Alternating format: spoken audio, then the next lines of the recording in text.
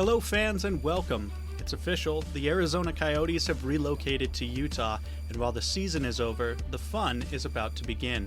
I'm Randon, and alongside my co-hosts Dustin and Ryan, we will bring you inside the team, giving you all the news, highlights, and an in-depth analysis on everything the NHL in Utah has to offer.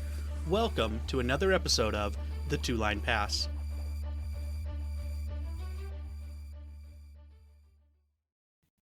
That's right, fans. Welcome in another episode of the Two-Line Pass podcast. With me, as always, I've got Ryan, Dustin, and I'm Randon, here to bring you another player profile episode. Today's player profile episode is a twofer because in free agency, we made one of the biggest splashes in free agency, we will say, and we got two defensemen who are extremely talented and one who is extremely high profile, and it really put Utah in the spotlight of free agency. So today's player profile, we are going to profile Mikhail Sergachev and John Marino. Sergachev, you may have already seen this, came from Tampa Bay, and all we had to give up was a little guy named J.J. Moser and a little guy named Connor Geekie. Couple draft picks thrown in there for good measure, but we shored up the defense for years to come. He was only 1 year into an 8-year contract with Tampa Bay when we got to Utah. And so I'm super excited to talk about Mikhail Sergachev. I know Ryan, I know Dustin, you guys are excited to talk about it. Dustin, I want to hear from you first. Let's hear where he came from, and other than the trade, where's he been before Utah? Okay, so he is one of the first players that I've seen on our roster that's actually from Russia, a land of great hockey, who breed some of the best hockey players, arguably the best hockey player to ever play the game. But yeah, he's from Russia. He was drafted in the 2016 NHL draft, 9th overall. And then he spent some time kind of bouncing between the Montreal Canadiens and the Windsor Spitfires. He stayed with them for a season before he was traded to the Tampa Bay Lightning, where he really made a name for himself, became one of the probably top 10, 15 defenders in the league. And one of the most important things that will apply to his time here in Utah, he won the Stanley Cup in back-to-back seasons. So he is a well-traveled, well-championed defenseman, which is something this team desperately needed. We've talked about that more than a couple of times on this podcast. But yeah, that is where he's from and the road that he's taken to get here. I'm not going to go too in depth into this one, since I believe we're going to try and squeeze two players into this one, but that is where Sergachev comes from. Now, Dustin, he had some interesting comments too. A little bit of clickbaity headlines came out of it too. Run us through the comments that were made almost directly following the trade. Yeah, so it was one of those, like, he wasn't a name necessarily that was mixed in along with the like trade rumors. Going into trade season and off season, you kind of hear about some names, some contracts that the teams might want to move, some guys that are kind of getting towards the end of their careers that teams might want to move away from as they have young guys coming up through the minors and that they want to get some more time on the ice. But he was not one of those that really expected to be moved. So the trade came as a bit of a shock to him. And afterwards, obviously, he's asked for comment. He said he was in shock. I didn't expect it. Talking to my agent, talking to some players, and talking to Clayton Keller of the Utah hockey team. Everybody said great things about Utah and the new franchise. It's pretty amazing, honestly, the whole setup. The city, I'm very excited. It's a big opportunity for me to prove myself. Being a leader, I'm looking forward to it, which is something that he hasn't had to do with his time in Tampa Bay when he was there. But it's something that he's probably going to have to do here. Arizona last year, they didn't have a captain on their roster, and we've talked about that and gotten into some heated debates on Twitter/X with with, I shouldn't say X fans, because some of them might follow the team up north, but with some Arizona fans over who we said may become a captain. But he is the type of player who has the experience to be a captain. So I'm not going to say that he will be, because he's so new to the team. He's new to some of these players. Obviously, they all know each other from playing against each other in the league. But he's the type of player who's probably going to have to, if he doesn't have a C on his sweater, he's probably going to have to at least step into somewhat of a leader/captain type role with this roster. For sure. And depending on what coach's philosophy is, if he wants to continue doing the captain by committee type thing, even if he doesn't have a letter on his jersey, he might still be able to give that leadership role, that cup winning experience. And yeah, you mentioned he caught off guard by the trade year, going into year 2 of an 8-year deal. You don't expect to be traded when you sign an 8-year deal, but I do believe his no trade clause would have kicked in a few days had he not been traded at the time he was. But we are extremely fortunate to have him, and I think he's arguably one of the best defensemen in recent memory. And if you're looking at the defense core of Arizona, certainly since Oliver Ekman-Larsson. But Ryan, why don't you break it down? Why we're so excited? Because what are the fans going to see when he steps on the ice in October? What fans can expect out of Sergachev is last year his numbers are a little kind of terrible, but he only played 34 games coming off injury. And then a lot of fans, if you did watch last year's playoffs, will remember him attempting to come back during the playoffs and he played terrible, but he was hurt. Now we got him on a full summer. But so through 450 career games, he's got 250 points. He's a plus 47. And I don't care what anybody wants to say. I think plus minus is important, or at least I feel like for a defenseman, your plus minus is important. And if you're coming off back-to-back Stanley Cup champions, I don't care who you are. We'll take that all day, every day. But he does everything. And he's an old school kind of defenseman in the way that he's 6'3", 219 pounds of just mean Russian talent. He's got a bomb from the point on the power play. He can skate way better than you expect a man of his size to be able to skate. He can throw checks. He'll get more assists than he will goals, but that doesn't mean he's not going to get 10 goals or more. I'll take a defenseman getting us 10 goals anytime. I don't care if they're on the power play or whatever. But he also kills penalties regularly and effectively. He can do it all, basically. And then the only thing that I would say the fans maybe a hesitation is, how is he going to play without Victor Hedman? Because, yeah, he's coming from Tampa Bay where him and Victor Hedman were the guys. And a lot of people try to say Victor Hedman was the better of the two. Offensively, yeah, sure. And he logged more minutes. But Sergachev has proven himself time in and time out.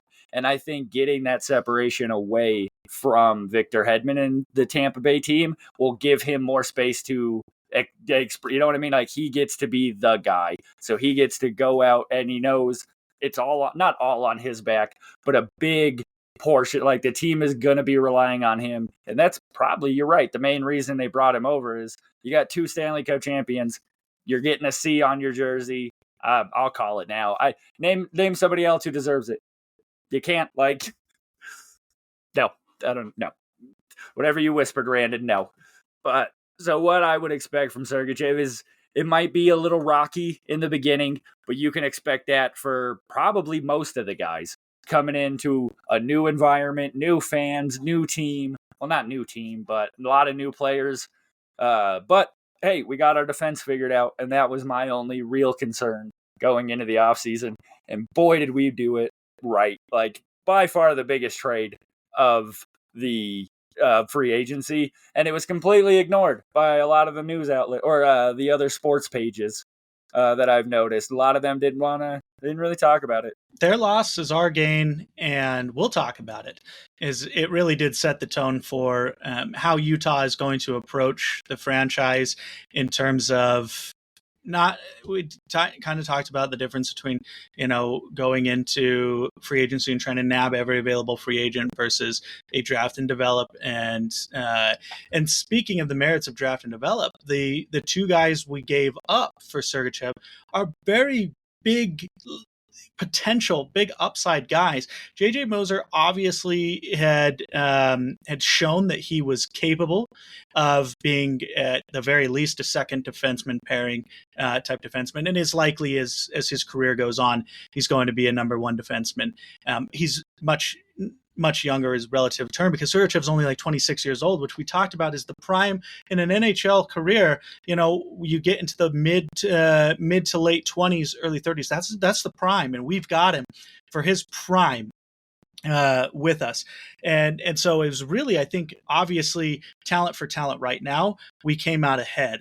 And then there was some speculation in terms of who we gave up in Connor Geekie, who was a center who did not play in the NHL, has still not played at the NHL level. He's a very flashy player in the minor leagues, but he has not played in the NHL yet. He was drafted the same first round as Logan Cooley, who played an entire season. So obviously he's not that level of superstar, but potentially he is. And obviously Tampa Bay, they were getting rid of Steven Stamkos, which we know now, and they need to make room for less paid potential future centers. So both sides won, which doesn't always happen in the trades. I think both sides got what they wanted, and I still think we came out a little bit ahead. And not for nothing, JJ Moser's currently in salary arbitration, and so he and Tampa Bay obviously are not that close on what they think he's worth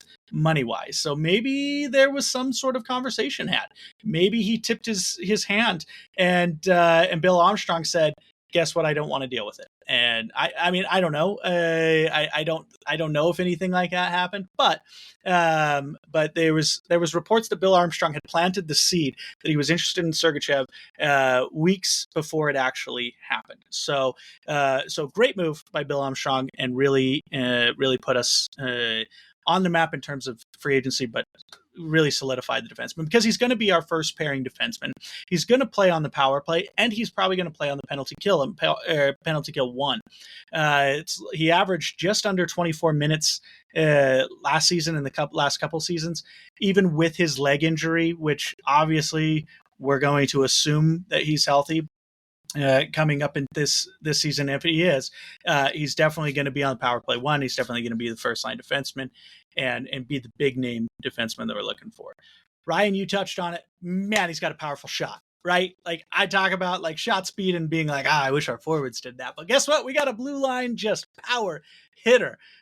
Shoots it almost as hard as any defenseman in the league. He's gotten over 100 miles per hour, and he shoots the puck very, very hard. And he's a puck moving defenseman in terms of he's going to get your assists. 64 points 2 years ago. We're going to ignore even though his point pace was pretty good before he got injured, but the year before, just really putting himself on the map in terms of a playmaking.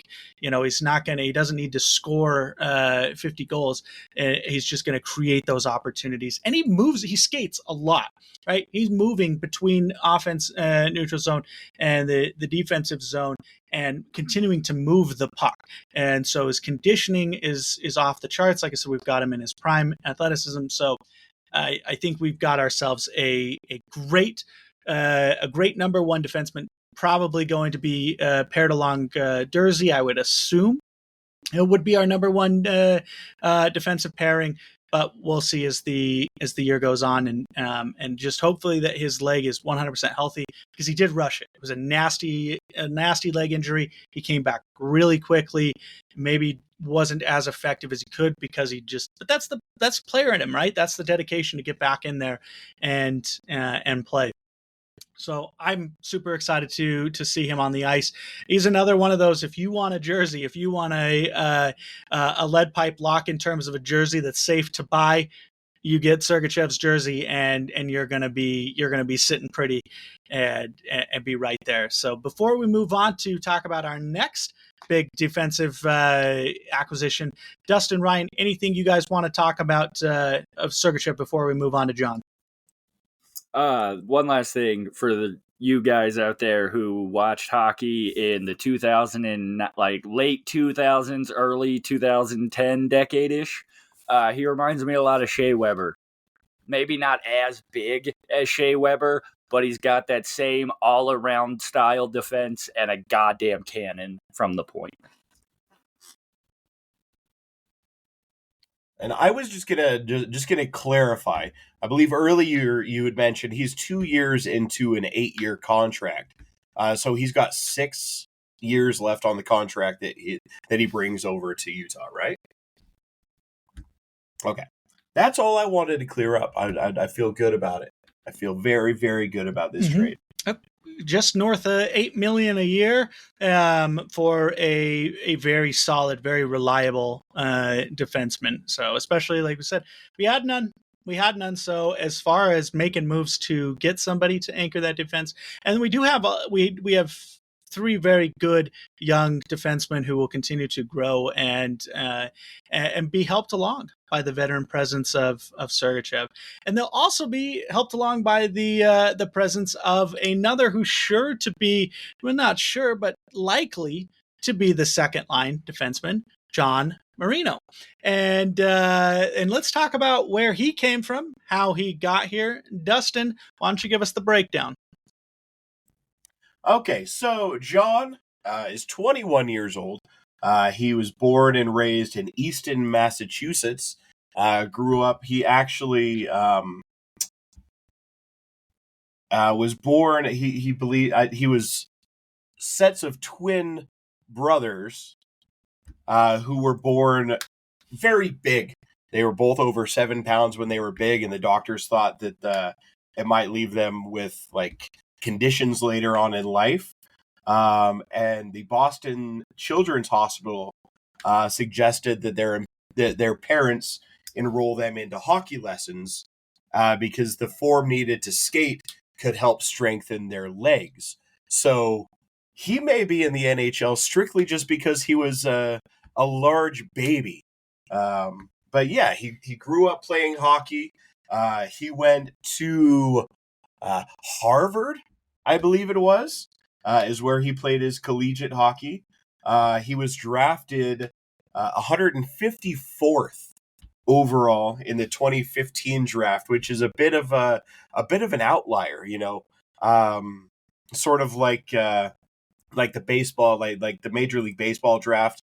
A lot of these guys that get drafted later in the draft in some of the deeper rounds, they never make it to the NHL level. Like they just they travel around playing in the ECHL and in the minors, and they maybe they get up and like have a cup of coffee in the NHL, but usually they don't make any long lasting careers getting drafted that late.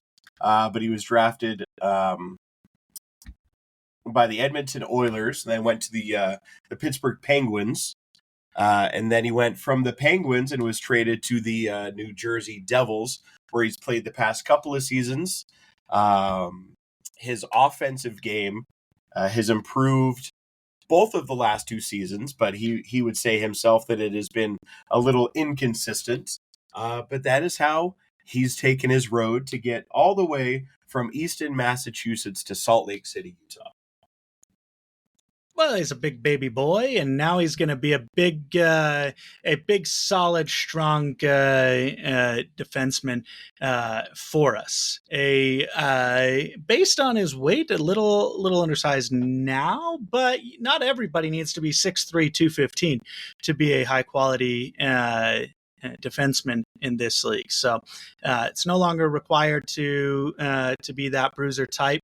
And you mentioned, Dustin, about how he was a late round. He's one of those guys where you look at it and you say, man, that was a really good, what a steal, what a diamond in the rough they got, which, you've got plenty of first round draft picks over the last 10 years who haven't played a full season, let alone 5 seasons in the NHL.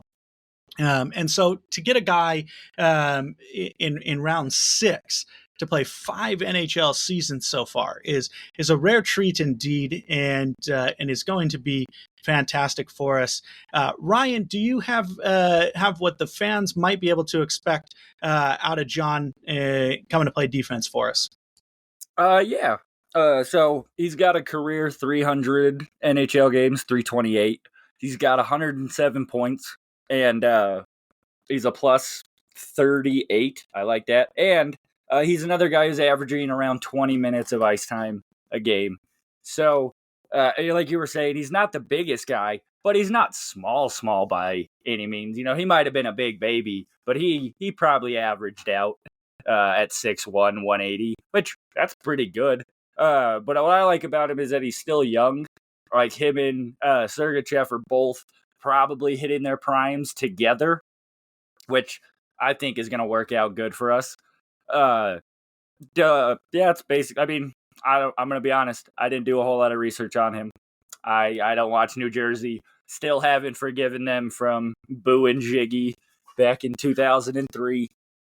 So, but yeah, he seems good. I haven't read any reports of him being bad or anything like that. He's another solid defenseman, and that's really what we needed to like fix up the team, and bringing him and Sergachev, and especially bringing him from New Jersey, where he had an absolute god-awful season last year, like the rest of the New Jersey Devils did. But, you know, I'm excited to give him a new place.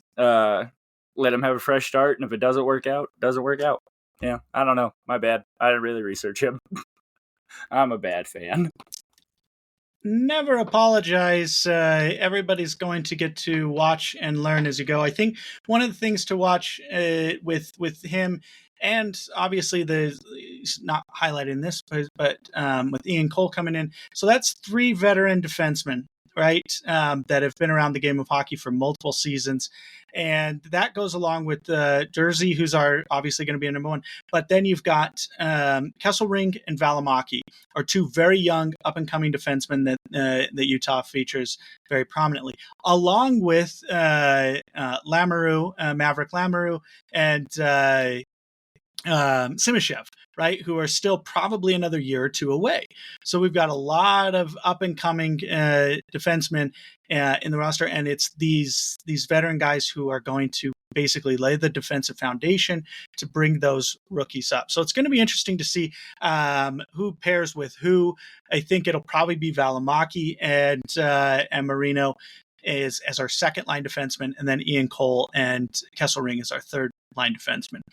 We'll find out for sure what the actual pairings are as we get closer. But either way, I think what you see out of John is somebody who's been around the league, who's been around multiple organizations, who will be able to provide some guidance and stability to those younger guys who have really only known instability, which is, I mean, I hate to keep harping on it, right? Like that's not my goal, is to keep ragging on their cord, man. But there was a lot of instability for many years in Arizona, and so a lot of these guys, these younger guys, are coming into a time where this might be, even though it's moving, which seems like it might be the biggest factor in terms of being unstable, they're moving to something that's absolutely stability. And so to have guys on the blue line angering that, that's what you need. And that's the kind of the unsung leadership role that I think they're going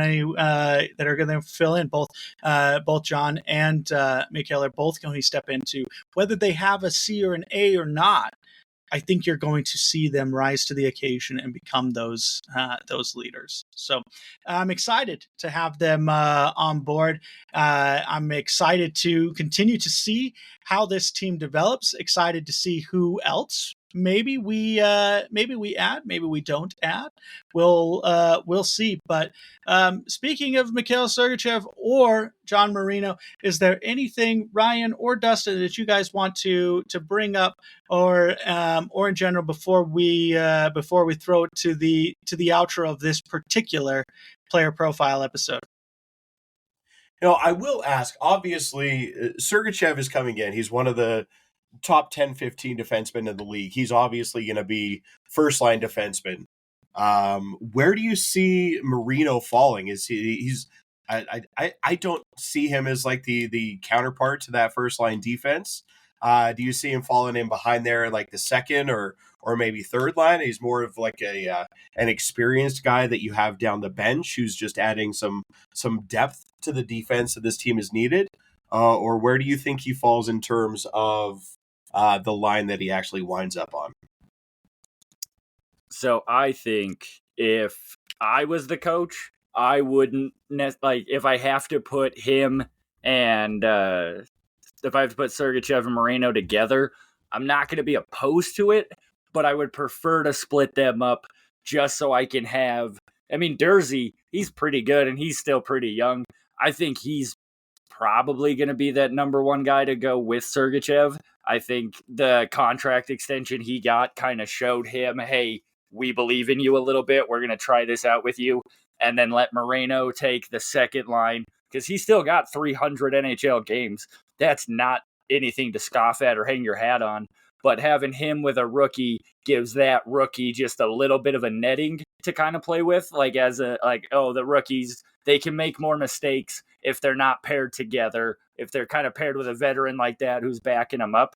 And then we all know Ian Cole will be anchoring that third pairing, but I think he knows that. He's got to know that, and he probably welcomes that because we don't need Ian Cole out there for 20 minutes a game at 35 years old. You know, he's already got 2 cups. He doesn't really even need to be here if he didn't want to, kind of thing. So I think it'll be Marino on the second one, and then we might see Durzi and him kind of flip flop, like during a game, maybe, you know what I mean, like, or on the penalty kill. But I would split them up if preferable, just like how Edmonton. I'm not comparing the players here. I'm comparing a situation, kind of like when Edmonton has to have Draisaitl and McDavid together. Like, yeah, it's good, but if you could have them separated and still contribute, like, that's the better scenario.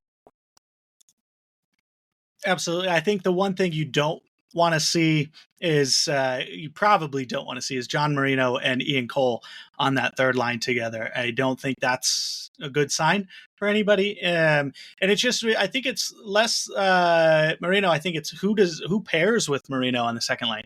Is it Kesselringer? Is it Valimaki? Is going to be interesting to see. And maybe coach plays with those defensive players, because I do believe that we have our number one in Durzi and Sergachev. Now, that being said, the Arizona former beat writer for the Arizona Coyotes did disagree with those pairings and thought that John Marino would be on the first line with Sergachev.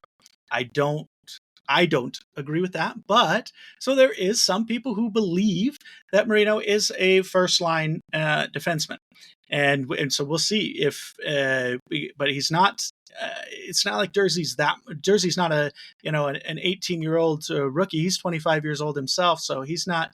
It's not like you're letting him be some first time in the NHL rookie playing on that first line with Sergachev.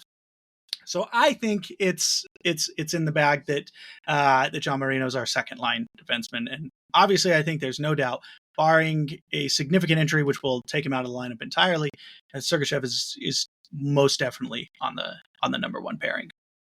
Well, we'll find out who is with who and more as we continue to learn about this team and continue to see the roster evolve. We here at the Two Line Pass podcast will continue to bring you player profile episodes, continue to introduce you to the guys, continue to talk about what we think's going on, and we are inching closer and closer and closer to that season start. Just a few months away, and we're going to get through this summer together, guys. We're going to get through the summer together till preseason starts.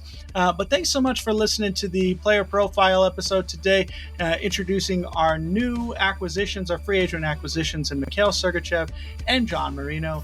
Guys, I'm Randon for Ryan and Dustin. Thanks so much for listening, and we'll see you next time. Thank you for listening to another episode of the Two Line Pass podcast.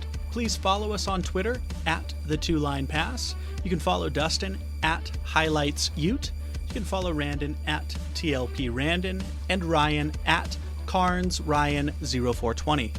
During the off-season, new episodes of the podcast drop every Wednesday with bonus episodes throughout. And during the season, we will have our weekly show plus game day episodes so you don't miss a minute of the action.